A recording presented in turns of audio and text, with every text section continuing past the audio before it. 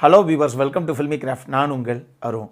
இந்த எபிசோடில் நம்ம பார்க்க போகிற படம் 2022 ஒரு ஜெர்மனி எபிக் ஆன்டிவார் ஃபிலிமாக வெளியான All Quiet on the Western Front. இப்போது இந்த படத்துடைய ஒன்லைன் ஸ்டோரி என்ன அப்படின்னு நீங்கள் கிளியராக பார்த்துருவோம். ஸ்கூலை முடித்ததுக்கப்புறம் நம்ம கதாநாயகன் ஒரு 3 ஃப்ரெண்ட்ஸோடு சேர்ந்து ஜெர்மனியுடைய ஆர்மியில் போய் ஜாயின் பண்ணுறாப்புல. இதுக்கப்புறம் ஒரு மிகப்பெரிய ஹீரோவாகத்தான் வெளியே வர போகிறோம் அப்படின்னு கனவுகளோடு உள்ளே போகிற இவருக்கு இதுக்கப்புறம் என்ன நடந்தது, இதுதான் இந்த படத்துடைய ஒன்லைன் ஸ்டோரியை. இப்போது இதனுடைய டீட்டெயில் ரிவ்யூக்கு போகலாம். முதல்ல இதனுடைய கதை என்ன அப்படிங்கிறத கிளியராக பார்த்துருவோம். படத்துடைய கதைக்கிழமை முதல் உலகப் போர் நடக்கும்போது என்னென்ன சம்பவங்கள் நடந்ததோ அந்த டைமில் தான் நடக்குது. 1917 தான் அந்த கதைக்கிழமை ஆரம்பிக்கிறதாக அந்த கதைக்கிழமை சித்தரிக்கப்பட்டிருக்கு. படத்தில் நம்ம கதாநாயகனுடைய பேர் பால் பவுமர். இவர் ஒரு 17 வயசு மட்டும் நிரம்பிய ஒரு பையன்.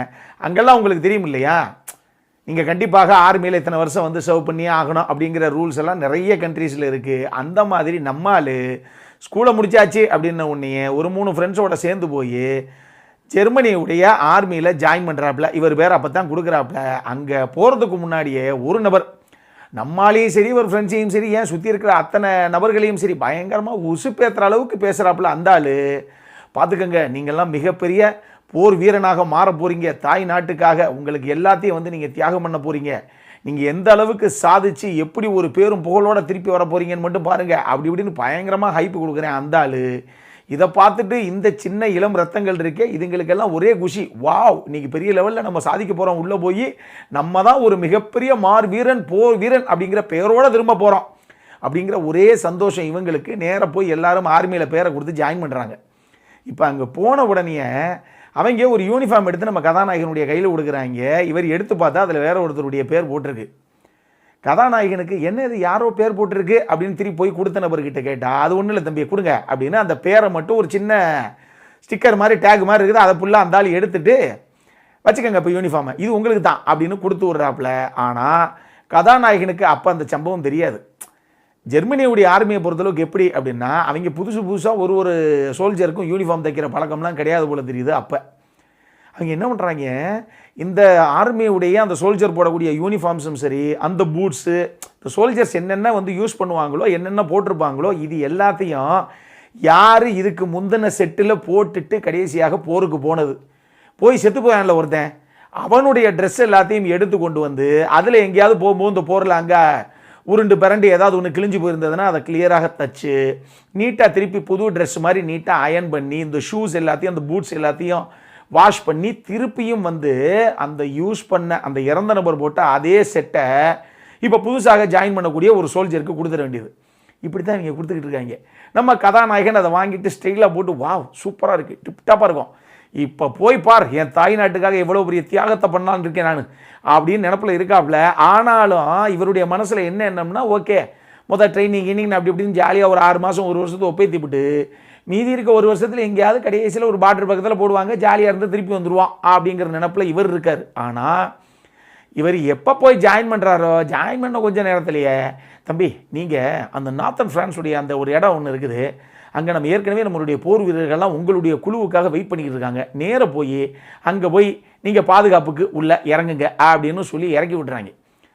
நம்ம ஆளுகளுக்கு, ஏன்னா கதாநாயகன் ஃப்ரெண்ட்ஸோட போகிறார் இல்லையா, அவருக்கு அந்த சீரியஸ்னஸே தெரியலை. அவர் மாட்டுக்கு ஜாலியாக போயிடுறாப்புல. போய் கடைசியாக இறங்க தம்பி, ஒரு ட்ரென்ச் மாதிரி இருக்கக்கூடிய ஒரு இடம் இறக்கி விட்டு, ஓகே இங்கேருந்து நீங்கள் செக்யூரிட்டி ஆரம்பிங்க, எப்போ வேணாலும் தாக்குதல் யார் வேணால் நடத்தலாம், தயாராக இருக்க அப்படின்ட்டு போயிடுறாங்க. இவங்க எல்லாரும் ஒரு பெரிய குழுவாக போய் உள்ளே இறங்கி உட்காந்துருக்காங்க. திடீர்னு பார்த்தா அந்த பக்கம் இருந்து தாக்குதல் ஆரம்பிக்கப்படுது. உங்களுக்கு ஒன்றும் புரியல, என்னங்க திடீர்னு ஆரம்பிச்சிட்டாங்க இவங்க அப்படின்னு. சரி இவங்க சுடலாம் அப்படின்னு பார்த்தா கதாநாயகன் கன்னை லோட் பண்ணுறதுக்குள்ளேயே கூட வந்து 4 பேர் சரிஞ்சு விழுகிறாங்க பணமாக. கதாநாயகனுக்கு அல்ல இல்லை, எங்கே நம்ம என்ன நினச்சிட்டு வந்தோம், என்ன நம்ம ஹீரோவாலாம் திரும்ப முடியாதா அப்படிங்கிற ஒரு மரண பீதி ஹீரோவுடைய கண்ணில். இதுக்கப்புறம் இவருக்கு அங்கே என்ன தான் நடந்தது, இதுதான் இந்த படத்துடைய மொத்த கதையை. இந்த படத்தை பொறுத்தளவுக்கு எனக்கு ரொம்ப ரொம்ப பிடிச்ச விஷயமே இந்த படத்துடைய மேக்கிங் தான். என்ன ஒரு மேக்கிங்கிறீங்க, இப்படியெல்லாம் எவனும் அவ்வளோ அசால்ட்டாக ஒரு படத்தை எடுத்துட முடியாது. ஏன்னா இந்த படம் இது வரைக்கும் நீங்கள் பார்க்கல சார், இந்த படம் எப்படி சார் இருக்கும், இதுக்கு முன்னாடி வந்து ஏதாவது ஒரு படத்தை நீங்கள் ரெஃபரன்ஸ் சொல்ல முடியுமா அப்படின்னு கேட்டிங்கன்னா, சேவிங் பிரைவேட் ரயான் படம் எப்படி இருந்தது, ஹக்ஸா த ரிச் படம் எப்படி இருந்தது, இந்த மாதிரி 1917 படம் எப்படி இருந்தது, இந்த மாதிரி உலகத்தின் தலை சிறந்த படங்கள்னு இன்னைக்கு வரைக்கும் எதெல்லாம் வந்து நம்ம நிற்க வச்சு பேசிக்கிட்டு இருக்கோமோ அப்படியெல்லாம் ஒரு படம் எடுக்கவே முடியாது எவனோ அப்படின்னு என்னென்ன படங்கள் சொல்கிறோமோ அந்த லிஸ்ட்டில் லைன் அப் பண்ண வேண்டிய இன்னொரு படம் இது. அவ்வளவு தூரம் டெக்னிக்கலி சவுண்டான ஒரு படம் தெரிக்க விட்டுருக்காங்க. இயக்குனரான எட்வர்ட் பர்கர் அந்த அளவுக்கு இன்டென்ஸான ஒரு படத்தை கொடுத்துருக்கார் அப்படின்னே சொல்லலாம். எனக்கு இந்த படத்தில் அவங்க டெக்னிக்கலாக என்ன வேணாலும் உருட்டி எடுக்கட்டும் பாஸ், இதெல்லாம் வேற. ஆனால் இந்த படத்தில் சொல்ல வந்த ஒரு விஷயம்னு இருக்குது, அவர் வச்ச ஒரு சில காட்சி அமைப்புகள் இருக்குது பாருங்க. சீரியஸாகவே இந்த படம் பார்க்கும்போது எனக்கு அன்பே சிவம் ஒரு சில இடங்களில் ஞாபகம் வந்தது. அந்த படத்தில் கமல் சார் ஒரு வார்த்தை ஒன்று சொல்லுவார், சார் ஒருத்தனை கொலை பண்ணணும் அப்படின்னு போயிட்டு கடைசியாக ஏதோ ஒரு காரணத்துக்காக அவனை மன்னிச்சு விட்டுட்டு வர்ற அந்த மனசு இருக்குல்ல, அதான் சார் கடவுள் அப்படிம்பாரு. அந்த மாதிரி இந்த படத்தில் ஒரு குறிப்பிட்ட காட்சி அமைப்பு இருக்குது. கதாநாயகன் ஒரு போர்க்காலத்தில் உள்ளே போயிடுவாப்புல, இவர் ஜெர்மனிக்கு சார்பாக சண்டை போட, ஃப்ரான்ஸ்லேருந்து அந்த பக்கம் இருந்து ஒருத்தன் சண்டை போட, இப்படி ஒரு சின்ன ஒரு குளம் குட்டை மாதிரி இருக்க ஒரு இடம், அந்த இடத்துல போய் 2 பேரும் உள்ளே வந்து கட்டி உருள ஆரம்பிச்சிருவாங்க. இப்போ கதாநாயகனை பொறுத்தளவுக்கு தாங்கிட்ட சண்டை போடுறவன் எதிர் நாட்டுடைய ஆள், அந்த ஃப்ரான்ஸுடைய சோல்ஜர். ஸோ நம்ம உயிரோடு இருக்கணும்னா அவனை போட்டு தான் ஆகணும். ஏன்னா அவன் கதாநாயகனை கொள்கிற அளவுக்கு வந்துடுவான், வேறு வழி கிடையாது, அவனை கொண்டு தான் ஆகணுங்கிற இக்கட்டான சூழ்நிலை கதாநாயகனுக்கு நம்மால் என்ன பண்ணுவாப்புல, கையில் ஒரு கத்தி எடுத்து கொண்டு போய் நேராக செஸ்ட்லையே ஒரு 8 தடவை உள்ளே இறக்கி எடுத்துடுவார். அப்புறம் என்ன இருக்கும் ஒரு மனுஷனுக்கு, அவன் அப்படியே சரிஞ்சிருவான், அந்த ஆப்போசிட்டாக வந்த சோல்ஜர் சரிஞ்சிருவான். சரிஞ்சா அவனுக்கு 80% உசுறு போச்சு, 20% தான் இருக்கும். இப்போ அந்த 20% உசுரை வச்சுக்கிட்டு எந்திரிச்சு நம்ம கத்தலாம் அப்படின்னு அவன் ட்ரை பண்ணுவான். இப்போ அவன் எந்திரிச்சு கத்திட்டான் அப்படின்னா இந்த குழிக்குள்ள அந்த 2 பேர் கிடக்கிறது யாருக்கு அங்கிட்டு தெரியாது.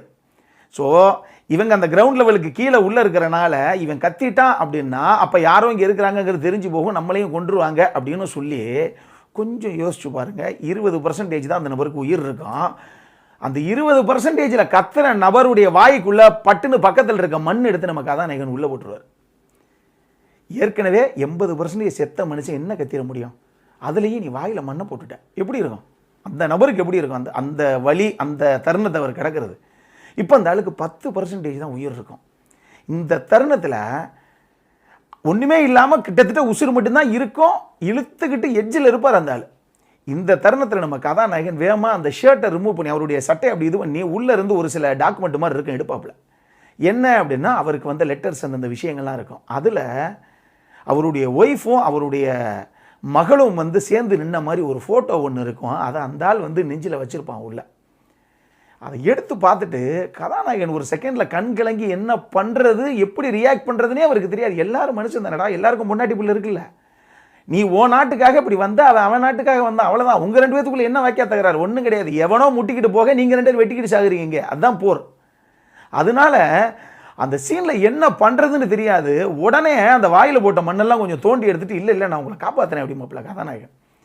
அந்த சீனில் தான் எனக்கு இந்த அன்பே சிவத்துடைய அந்த டைலாக்கே ஞாபகம் வந்துச்சு. என்ன சார் வாழ்க்கை அது, அப்படி ஒரு சீனு. இந்த மாதிரி ஒரு சீனை ஒரு காட்சியை பதிவு பண்ணுறதுக்கு ஒரு இயக்குனருக்கு முதல் அந்த தாட் ப்ராசஸ் வேணும்.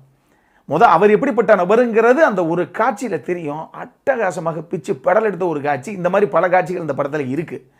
ஸோ நிச்சயமாக இது உங்களை கவர்ந்தே தீரும். அப்படி ஒரு படம் தான் இது, அதில் சந்தேகமே தேவையில்லை. டெக்னிக்கலில் சும்மா வச்சு விளையாண்டுருக்காங்க. சினிமோட்டோகிராஃபிலேருந்து, மியூசிக்லேருந்து, எடிட்டிங்லேருந்து, சவுண்ட் டிசைன்லேருந்து, ப்ரொடக்ஷன் டிசைன்லேருந்து, காஸ்டியூம்ஸ்லேருந்து, மேக்கப்லேருந்து ஒரு விஷயமும் இதுக்கு மேலே பண்ண முடியாதுங்கிற அளவுக்கு இன்டென்ஸான ஒரு கான்ட்ரிபியூஷன் எல்லா டீமுக்கிட்டேயும் இருந்து. ஒரு நபர், ஒரு சோல்ஜர் இறந்து கிடக்கிறாரு, இறந்து போன நபரை திருப்பி போட்டால் இறந்து போயிட்டார் அவர். அதுவும் பயங்கர காயங்களோட, எங்கே புல்லட்டு இந்த பக்கம் இங்கே பக்கம் கன்னத்தில் உள்ளே போய் இந்த பக்கம் வெளியே வந்திருக்கோம். அப்போ அவர் எப்படி இருப்பார், அதை கொண்டு வந்திருக்காங்க மேக்கப்பில். அதே மாதிரியே ஒருத்தர் அடி வாங்கியிருப்பாப்புல, ஆனால் அவர் காலே இருக்காது. அப்போ அந்த நபருக்கு எப்படி அதை கொண்டு வரணும், கொண்டு வந்துருப்பாங்க மேக்கப்பில். வேறு லெவலில் இந்த படம் மட்டும் நீங்கள் ஹோம் தியேட்டர்ஸில் ஒரு 55 இன்ச்சு 65 இன்ச்சு ஸ்க்ரீன்லலாம் பார்த்தீங்க அப்படின்னா இது படமாக நம்ம சோஃபாவில் உட்காந்து காலாட்டிட்டு ஏசியை போட்டு பார்க்குறோங்கிற ஒரு ஃபீலே உங்களுக்கு இருக்காது. உள்ள கதாநாயகன் எங்கே ட்ராவல் பண்ணி போகிறாரோ, அவருக்கு என்ன வழியோ, அவர் எந்த குளத்துக்குள்ளே சகதிக்குள்ளே கிடக்கிறாரோ அவர் கூடயே நீங்கள் ட்ராவல் பண்ணுவீங்க. அப்படி ஒரு ஃபீலை கொடுக்கக்கூடிய ஒரு படம், அந்த அளவுக்கு டெக்னிக்கலி சவுண்டான ஒரு படம் அப்படின்னு தான் சொல்லுவேன். ஹோம் தியேட்டர்ஸில் பார்க்கக்கூடிய வாய்ப்பு கிடைச்சதுன்னா அங்கே மட்டும் பாருங்கள், டெஃபினட்டாக நீங்கள் ஏமாற மாட்டீங்க. அந்தளவுக்கு ஒரு சூப்பரான படம் தான் இது. ஆனாலும் ஒரு விஷயம் சொல்லிடுறேன். பொதுவாக இந்த மாதிரி ஒரு வார் ட்ராமா அப்படின்னு போயிட்டீங்கன்னு வச்சிங்களேன், இது வார் ட்ராமா கிடையாது, ஆன்டி வார் ட்ராமா. இந்த ஆன்டி வார் ட்ராமாங்கிறது என்னங்கிறத புரிஞ்சுக்கோங்க. எதுக்குடா போர், அதுவே ஒரு அக்கப்போர். எல்லாத்துக்கும் பொண்டாட்டி இருக்குது, பிள்ளை இருக்குது, பிள்ளைகளை படிக்க வச்சு வாழ்க்கையை இருக்கிற வாழ்க்கை வரைக்கும் ஒரு ஷார்ட் லைஃப் இது. அதை சந்தோஷமாக வாழ்ந்துட்டு போங்கடா, எதுக்குடா தேவையெல்லாம் போய் போர் பண்ணுறீங்கிறத பற்றி பேசுகிற ஒரு படம் இது. இது ஏன் அப்படின்னு இந்த படம் முடியும் போது உங்களுக்கு தெரியும். ரொம்ப பாவமாக இருக்கும் சில காட்சிகள்லாம். இந்த படம் முடியும் போது பாருங்கள், பொறுமையாக உட்காந்து பாருங்கள். ஸ்டார்டிங்லலாம் ஆரம்பத்திலேருந்து ஒரு 2.5 மணி நேரம் படம்னா முதல் சீன்லேருந்து கடைசி சீன் வரைக்கும் வாருக்குள்ளே காமிக்க முடியுமா நம்ம? ஸோ இவங்களுக்குள்ள இந்த ஃப்ரெண்ட்ஸ் என்னென்ன பண்ணுறாங்க, இவங்க பண்ணுற சின்ன சின்ன விஷயங்கள் ஆகட்டும், இவங்க எதை பார்த்து பயப்படுறாங்க, என்னென்னலாம் பேசுகிறாங்க, நம்ம தப்பிக்கிறதுக்கு ஏதாவது வாய்ப்பு இருக்கான்னு எதை யோசிக்கிறாங்க, இப்படி பல விஷயங்கள் கான்வர்சேஷன்லேயும் இந்த படத்துடைய ஃபர்ஸ்ட் ஹாஃப் கூட்டு போகும். ஸோ பொறுமையாகத்தான் நீங்கள் பார்க்கணும். பட் இந்த படம் பார்த்து முடித்த உடனே சூப்பர் படம் சார் அப்படின்னு நிச்சயமாக நீங்கள் யோசிப்பீங்க. அப்படி ஒரு தரமான படம் தான் இது.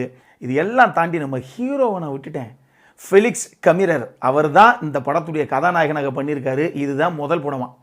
இந்த படத்தை பாருங்கள். அவர் ஆக்சுவலி ஒரு ஸ்டேஜ் ஆர்டிஸ்ட்டு, பட் ஒரு பெரிய ஸ்க்ரீனில் இதுதான் ஃபஸ்ட் டைம் பண்ணுறாப்புல அவர் ஹீரோவாக. பாருங்கள், ஏங்க இதெல்லாம் முதல் படம் பண்ண ஆர்டிஸ்ட்டா? நம்ம ஆளுகள்லாம் 30-40 படம் பண்ணாலும் இப்படி ஒரு பர்ஃபார்மன்ஸ் வராதிங்க அப்படிங்கிற ஒரு ஃபீல் நமக்கு வரத்தான் செய்யும். நீங்கள் பாருங்கள், பார்த்துட்டே பேசுங்க எந்த அளவுக்கு அந்த நபர் பர்ஃபார்மன்ஸில் தெரிக்க விட்டுருக்காப்புல அப்படின்னு. அடல் கானடை பொறுத்த அளவுக்கு இந்த படத்தில் எந்த ஒரு செக்ஷுவல் கான்டென்ட்டும் கிடையாது. ஆனாலும் ரத்தம் தெரிக்கக்கூடிய குரோதமான காட்சி அமைப்பில் இந்த படத்தில் நிறைய இருக்குது. நல்லா புரிஞ்சுங்க, இது ஒரு வார் ட்ராமா. கண்ணில் குண்டு போயிட்டு அப்படியே வெளியே வர்ற மாதிரி காட்சி அமைப்பு எக்கச்சக்கமாக இருக்கும். அதனால் அதெல்லாம் மைண்டில் வச்சுக்கிட்டே நீங்கள் பாருங்கள். ஸோ அந்த விஷயம் உங்களுக்கு ஓகேனா நீங்கள் தாராளமாக ஃபேமிலியோடு பார்க்கக்கூடிய ஒரு படம் தான் இது.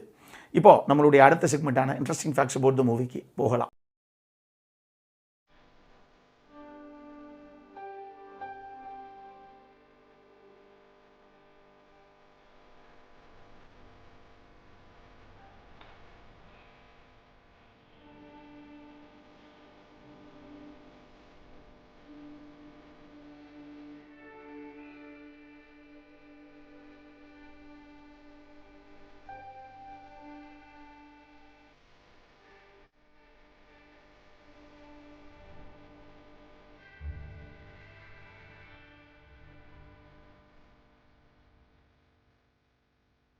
இந்த வீடியோ பிடிச்சிருந்தது அப்படின்னா லைக் பண்ணுங்கள், உங்கள் ஃபேமிலி அண்ட் ஃப்ரெண்ட்ஸ் எல்லாருக்கும் ஷேர் பண்ணுங்கள். உங்களுடைய கருத்துக்கள் எதுவாக இருந்தாலும் கீழே இருக்கக்கூடிய கமெண்ட் செக்ஷனில் பதிவிடுங்க. வீடியோவை க்ளோஸ் பண்ணுறதுக்கு முன்னாடி மறக்காமல் நம்ம சேனலுக்கு சப்ஸ்கிரைபும் பண்ணுங்கள். அப்போ பக்கத்தில் இருக்கக்கூடிய நோட்டிஃபிகேஷன் பெல் ஐக்கானையும் கிளிக் பண்ணிவிடுங்க. அப்போ தான் எங்களுடைய வீடியோஸ் எல்லாம் உங்களை ஆன் டைம் வந்து சேரும். இதே மாதிரி இன்னொரு வீடியோவோட அடுத்த முறை உங்களை சந்திக்கிற வரைக்கும் இட்ஸ் அருண் சைனிங் ஆஃப்.